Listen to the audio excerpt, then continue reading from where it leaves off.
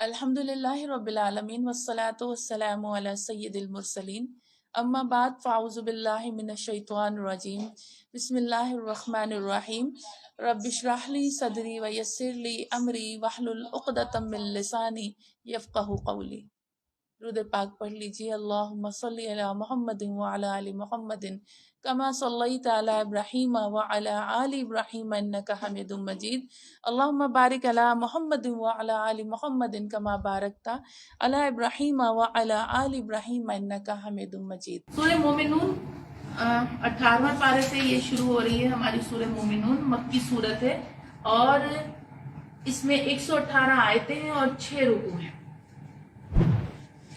اور یہ سورہ مومنون جو ہے اس کی ذکر بھی شروعات جو ہو رہی ہے مومنوں کی صفات سے ذکر شروع ہو رہا ہے، یعنی ابتدائی آیتوں میں مومنوں کی صفات کا ذکر کیا جا رہا ہے، اور حدیثوں میں اس صورت کو مومنون ہی فرمایا گیا ہے، جس کی ابتدائی 10 آیتوں کی شان یہ ہے کہ جن پر عمل کرنے والوں کی شان میں ارشاد رسول صلی اللہ علیہ وآلہ وسلم ہے کہ وہ جنتی ہیں، جو سورہ مومنون۔ اور اس کو اگر ابتدائی 10 آیتیں آپ پڑھ لیا کریں روزانہ ترجمے کے ساتھ تو یقیناً قرآن کے ہر لفظ میں تاثیر ہے اور پڑھنے کا ثواب ہے، تو انشاءاللہ مومنانہ صفات اندر آئیں گی۔ اور یہ پڑھ کر ابتدائی 10 آیتیں اپنے اوپر اپنے بچوں پر دم کر دیا کریں، پھونک دیا کریں، تو اللہ کی رحمت سے قوی امید ہے کہ اللہ تعالی ہمیں اور ہمارے بچوں میں صفات مومنانہ پیدا کر دے گا انشاءاللہ۔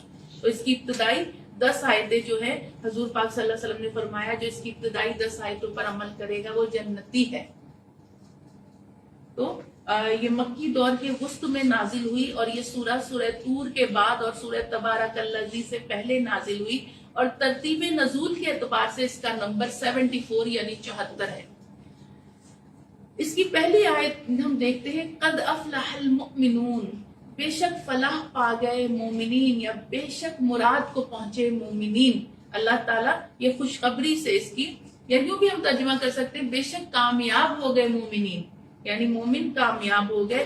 کون مومنین؟ اب ان کی صفات بیان کی جا رہی ہے، جیسے سورہ بقرہ کے شروع میں کہا جا رہا ہے نا ھدی للمتقین، ہدایت ہے متقین کے لیے۔ کون متقین؟ پھر ان کی صفات بیان کی جا رہی۔ اب یہاں مومنین کون؟ ان کی صفات بیان کی جا رہی ہے۔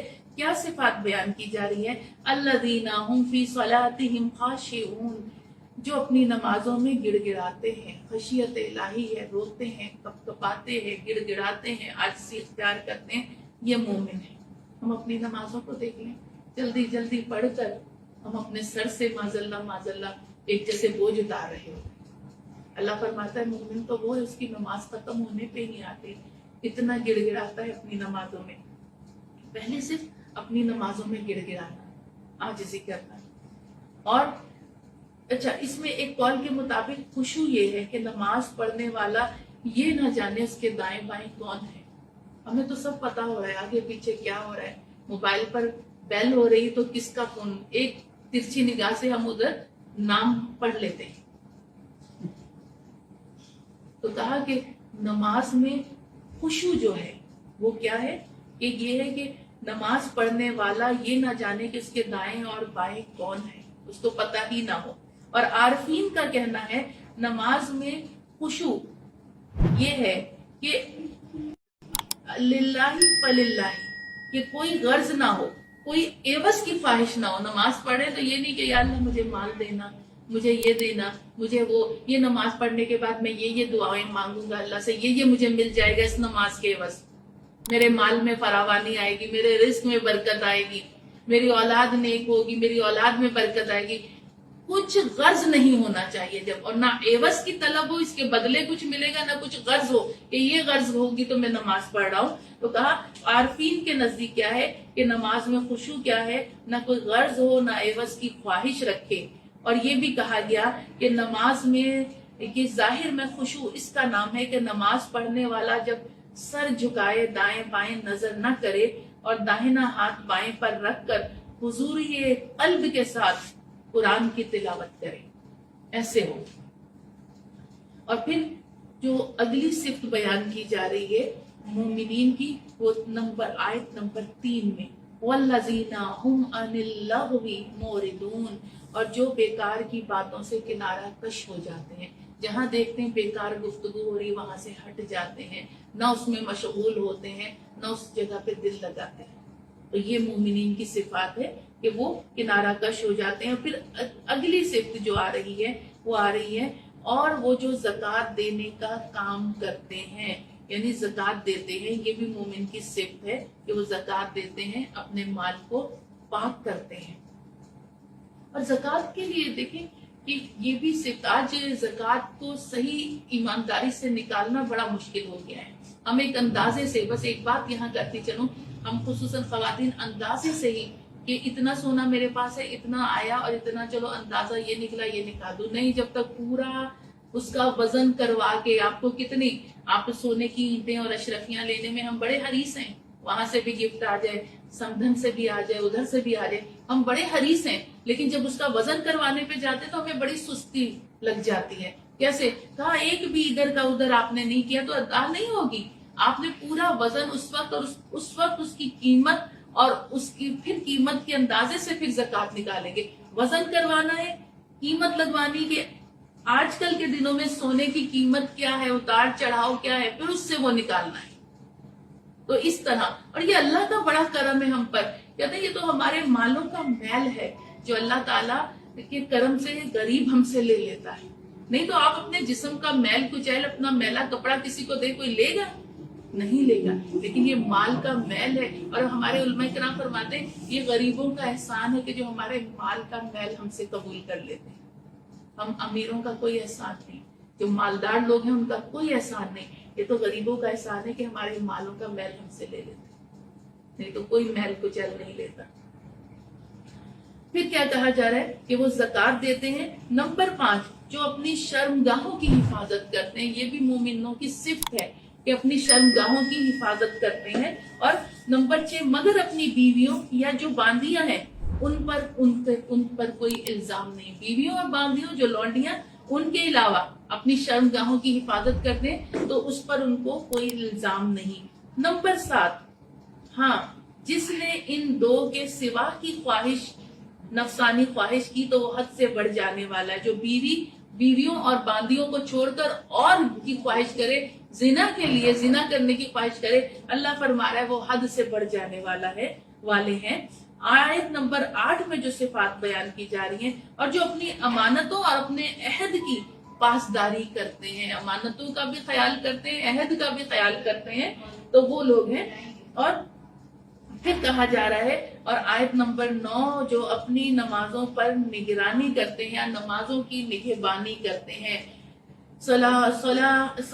सलावातिहिम युहाफिजून, अपनी नमाजों की निगहबानी करते हैं, नमाजों को कज़ा नहीं होने देते, नमाजों का वक्त निकलने ही नहीं देते, उनकी हिफाजत करते हैं नमाजों की।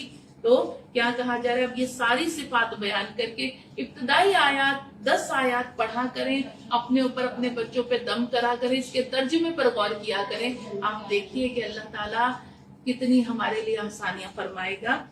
और कहा कि आयत नंबर 10 में वही लोग वारिस हैं, यही लोग वारिस हैं। या अल्लाह किस चीज के वारिस हैं? आयत नंबर 11 में बताया जा रहा है, जो मिरास लेंगे, वरासत लेंगे फिरदौस की, और इसमें हमेशा रहने वाले हैं, यानी जन्नतुल फिरदौस की जिन्हें वरासत मिलेगी, जन्नतुल फिरदौस की वरासत इन्हें मिलेगी, और क्या है, इसमें हमेशा रहना है। फिर कहा जा रहा है आयत नंबर 13 में, अब इंसान की तख्लीक का जिक्र आ रहा है। आयत नंबर 13 में, फिर बनाते रहे हम उसे एक कतरा। आयत नंबर 13 में इसका जिक्र आ रहा है कि हम उसको क्या बनाते रहे कि एक कतरा, उसे पानी की बूंद और बनाई, और उसको एक महफूज मकाम पर ठहराव दिया, यानी उस एक नुतफे को, एक पानी के कतरे को एक महफूज मकाम जो कि माँ का रहम है, वहां उसे ठहराया। और आयत नंबर 14 में अब तख्लीक के मराहिल क्या बताए जा रहे हैं, फिर बनाते रहे, बनाया उस कतरे को गाढ़ा खून की फटक बना दिया, फिर गाढ़े खून को बनाया बोटी, फिर बोटी को हड्डियां, फिर पहना दिया कैसे, हड्डियों को गोश्त, फिर उभारते रहे और सूरत से तो कैसी बरकत दिखाई अल्लाह ने, निहायत खूबसूरत पैदा करने वाला, फतबारकल्लाहु अहसनुल खालिकीन, कैसा हसीन पैदा करने वाला। सबसे ज्यादा हसीन तख्लीक जो है ये इंसान। वैसे तो अल्लाह की तमाम तख्लीक बहुत खूबसूरत है, लेकिन यहाँ कुरान कह रहा है अहसनुल खालिकीन, बेहतरीन तख्लीक, बेहतरीन तख्लीक पर पैदा करा हमने। तो कहा जा रहा है कि ये सबसे बेहतरीन तख्लीक है इंसान की है। एक मुख्तसर वाकया यहाँ गोश गुजार करती चलूं, वक्त कम है हमारे पास, लेकिन हम उसे बता दें कि गालिबन खलीफा हारून रशीद का वाकया है कि अपनी मलका जुबैदा से बड़ी मोहब्बत की बातें कर रहे थे कि अचानक मोहब्बत में मुंह से ये निकल गया कि अगर आप चांद से ज्यादा हसीन नहीं तो आप पर एक तलाक। तो अब बड़े घबराए कि ये मुंह से तो निकल गया, अब मैं कैसे करूं। जिस भी आलिम से मशवरा करा तो उन्होंने कहा आपकी मलिका को एक तलाक हो गई।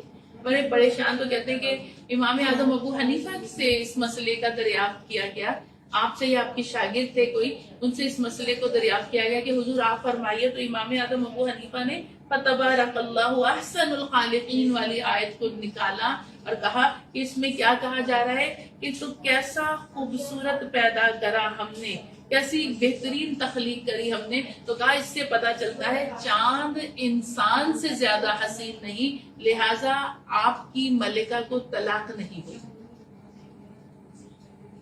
तो आगे चलते हैं। यानी देखें इसमें क्या कहा जा रहा है, यानी शिकमे मादर में जो बहुत महफूज पड़ा रहा, इसका रंग सफेद ही रहा, फिर उस कतरे को गाढ़ा खून बना दिया, और फिर गोश्त की बोटी जिसमें किसी किस्म का इजहार और इम्तियाज ना था, फिर 40 रोज इसी तरह अलका यानी बोटी की सूरत में रखा, फिर 40वें रोज से अलका से मुसनफा हुआ, और फिर हमने इस बोटी के अक्सर और मौजम हिस्से को बनाया हड्डियां, और फिर 43वें दिन के बाद हुआ ये कि फिर पहना दिया हड्डियों को गोश्त पहना दिया। और दुनिया के सारे मुसव्विर मिलकर किसी चीज के जाहिर अक्स को तो ले सकते हैं और उसका खाका बना सकते हैं, यूं ही मुजस्मे तैयार कर सकते हैं, मगर उसमें रूह नहीं डाल सकते। सारे मुसव्विर जितने भी माहिर से माहिर मुसव्विर हो, वो किसी चीज का जाहिर अक्स ले लिया, उनका खाका बना लिया, मुजस्मे तैयार कर लिए, लेकिन रूह डाल नहीं सकते। रूह डालता है तो मेरा परवरदिगार मेहरबान। आयत नंबर 20 में एक दरख्त जो निकलता है तूरे सीना से और निकलता है तेल लेकर और सालन खाने वालों के लिए, जैतून के दरख्त का यहाँ जिक्र आया है। एक दरख्त जो ज्यादा कसरत जैतून के दरख्त की तूरे सीना की तरफ है, कहा ये क्या है, इससे तेल निकलता है और सालन खाने वालों के लिए, यानी इस खाने में सालन के तौर पर भी ये ऑयल इस्तेमाल होता है। तो कहा तूरे सीना जो है हजरत मूसा का पहाड़ है, मिस्र और एला के दरमियान ये पहाड़ है, मिस्र और एला के दरमियान।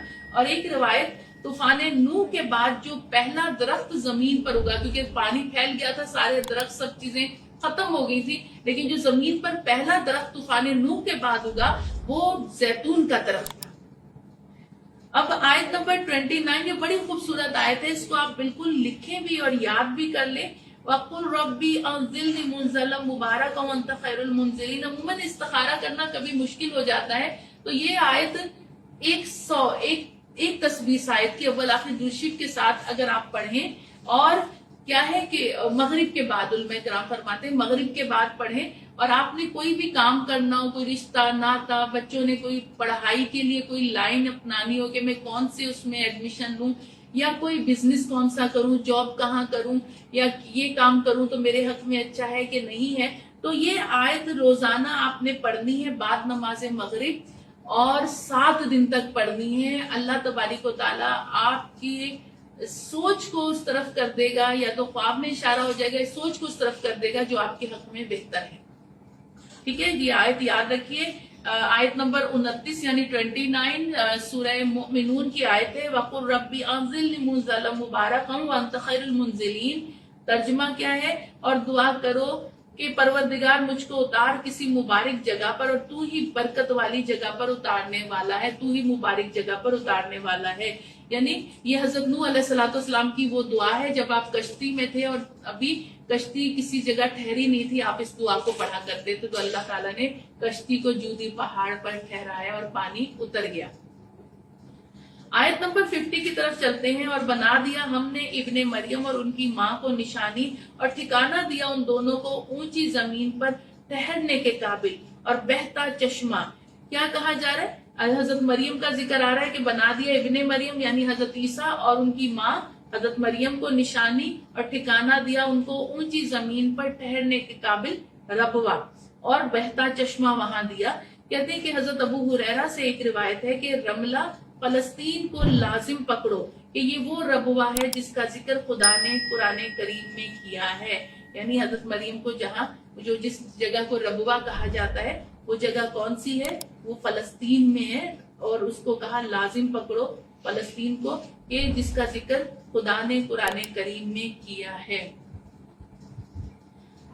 कहा गया है कि हजरत मरियम अपने बेटे और चचाजाद भाई यूसुफ बिन मासान के साथ 12 बरस इस जगह में रही और रस्सी बट कर बेचती और इसकी कीमत से गल्ला मोल लेकर हजरत ईसा को खाना खिलाती और रिस्क हलाल से आप खाना खिलाती थी। यानी क्या आप हजरत ईसा को इसलिए इस मकाम पर ले गई तनहा कि मेरे बच्चे को एक तो लोग कुछ ना कहें और मुझे, और दूसरा ये कि मैं अपने बच्चे को रिस्क हलाल से परवरिश करूंगी। तो आप रस्सी बट बट के उसको बेचती थी, उसको अपने भाई यूसुफ बिन मासान को देती थी जो चचाजाद भाई थे, वो जाके उसे बेचकर उसके एवज अनाज वगैरह और चीजें लेकर आते थे और आप ये खाना हजरत ईसा को खिलाती थी और इसी से परवरिश की और रिस्क हिलाल से। और बाज आरफीन फरमाते हैं लुकमा अमल का बीज है और अमल इसका फल।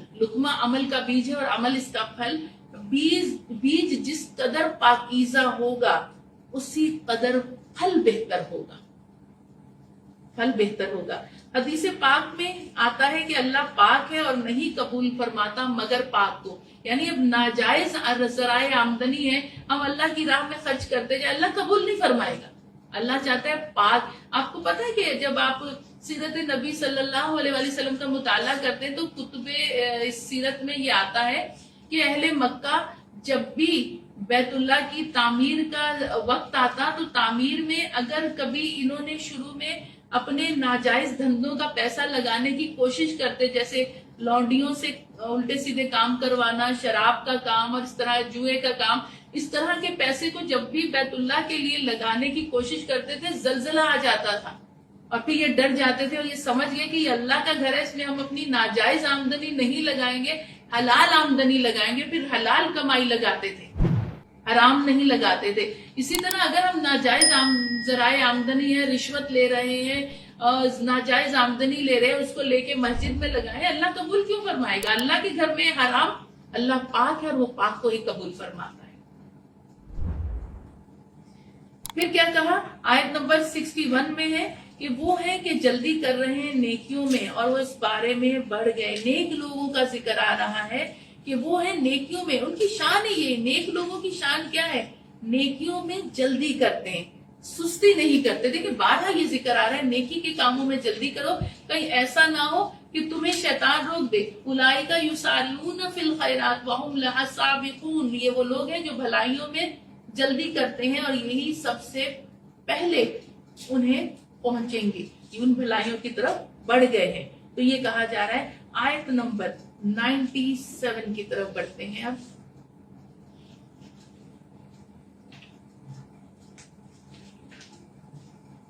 आयत नंबर 97 की तरफ अल्लाह तबारिक व तआला फरमाता है, और तुम अर्ज करो ऐ मेरे परवरदिगार मैं तेरी पनाह मांगता हूँ शैतान के वसवसों से। क्या कहा जा रहा है कि ये दुआ यानी आउज़ु बिल्लाह का यहाँ कि जब भी कोई नेक काम करो बिस्मिल्लाह तो पढ़नी है, लेकिन उससे पहले आउज़ु बिल्लाहि मिनश शैतानिर रजीम, शैतान लईन से उस जगह को पाक करो।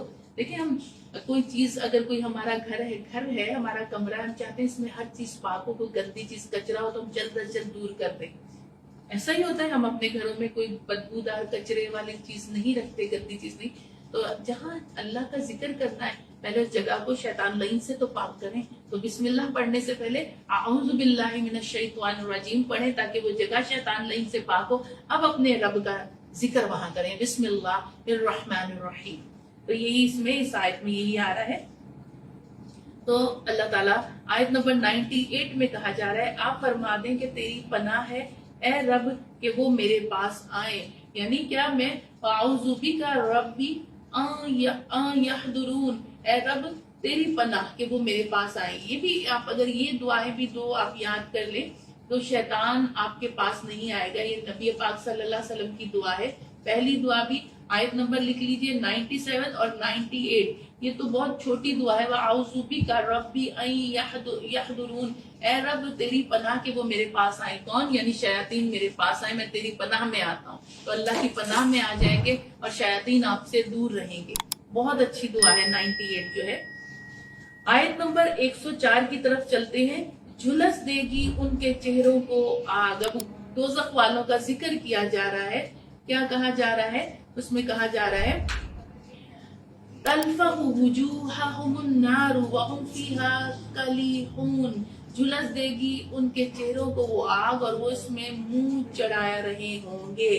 کیا ہے یہ؟ بہت ایک اہم چیز ہے, اس کو سمجھنے کی کوشش کریں. کہ کہا جا رہا ہے کہ آگ اتنی تیز ہوگی جہنم کی کہ ان کے چہروں کو جھلس دے گی. اور چہرے دیکھیں, جب چہروں کو, آپ نے کبھی کسی کے جھلسے ہوئے چہرے کو دیکھا ہے؟ بہت سارے لوگ کے معاذ اللہ بچیوں پہ تیزاب پھینک دیا جاتا ہے ان کے چہروں کو بگاڑنے کے لیے. بعض ناقابت اندیش نوجوان جو ہیں ان چکروں میں پڑے رہتے ہیں. اللہ پاک ہماری نوجوان نسل کو پر رحم فرمائے کہ وہ یہ عشق مجازی کی نسبت عشق حقیقی کی طرف راغب ہو, اپنے رب کے عشق, اپنے رسول کے عشق میں راغب ہو, اس دنیاوی محبتوں کو چھوڑے. تو کہا کہ یہ ایسا, آپ دیکھیں جھلسے ہوئے چہرے میں نقوش بگڑ جاتے ہیں, ایسے لگتا ہے. تو یہاں بھی یہی بتایا جا رہا ہے کہ یوں لگے گا جیسے تیوری بگڑی ہوئی ہے, حالانکہ چہرے آگ کی وجہ سے جھلسے ہوں گے. چہروں کی جو نقوش ہوں گے وہ بگڑے ہوں گے, تیوری بگڑی ہوگی, وہ جھلسنے کے باعث. روایت ہے کہ دوزخ کی آگ کافروں کا منہ بھون دے گی. دوزخ کی آگ جو ہوگی کافروں کا منہ بھون دے گی تو ان کا اوپر والا ہونٹ آدھے سر تک چڑھ جائے گا. جب کوئی چیز آگ میں جلتی ہے تو وہ اس کو سکڑتی جاتی ہے تپش کے باعث. کبھی آپ نے یہ دیکھا ہے کہ سردیوں میں آگ جلا کے لکڑیوں پہ اس پہ ہاتھ تاپ رہے ہوتے ہیں, آگ کو محسوس کر رہے, اس کی حرارت کو محسوس, تو تھوڑی دیر بعد جب آپ آگ کے پاس سے ہٹتے ہیں تو آپ کو لگتا ہے جیسے اسکن کھنچ رہی ہے. پھر اس پہ کوئی لوشن یا کریم لگا کر اس کو نارمل اس میں لے کر آتے ہیں. تو یہاں تو پورا جھلسا دیا ہوگا. اور کس نے؟ جہنم کی آگ نے. تو کہا کہ اتنا ان کا منہ جھلسا دے گی جہنم کی آگ کہ کافر کا اوپر والا ہونٹ جھلس کر اور سکڑ کر اس کے سر تک چڑھ جائے گا. کیا خوفناک منظر ہوگا. اور پھر اس کے بعد جو ہے سر تک چڑھ جائے گا اور نیچے والا ہونٹ اتنا جھلس کے سکڑے گا کہ اس کی ناف تک پہنچ جائے گا.